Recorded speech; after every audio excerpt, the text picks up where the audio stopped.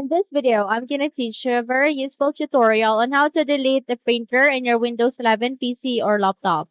So without any further ado, let's begin. Now firstly, you need to proceed at the bottom search bar and type for settings. Once you've typed it, a best match will appear. Please click on open to continue.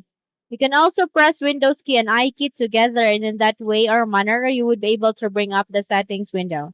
So once everything are set here with the settings, please navigate to the left pane where you can see a list of the options, and please locate with Bluetooth and devices. And under the Bluetooth and devices, please proceed to the second option where you can see the devices. Tap on it so that you can bring up the devices settings, and here on the list, please scroll down and locate with more devices and printer settings. So tap on it so that you can bring up a new window, which is the devices and printers itself, where you can see all of the printer driver that you have installed here in your Windows.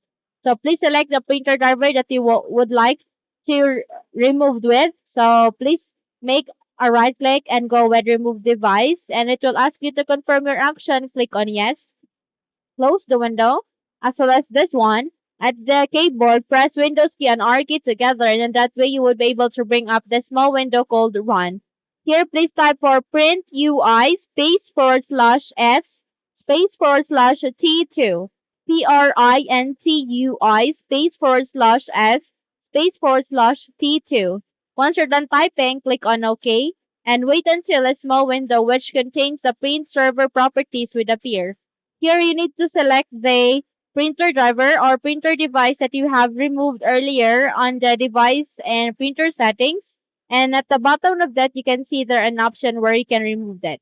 So choose for remove driver and driver package and click on OK. Click on yes and go with delete and wait until this process will be finished. So click on OK, and there you have that. You have just successfully deleted the printer in your Windows 11 PC or laptop.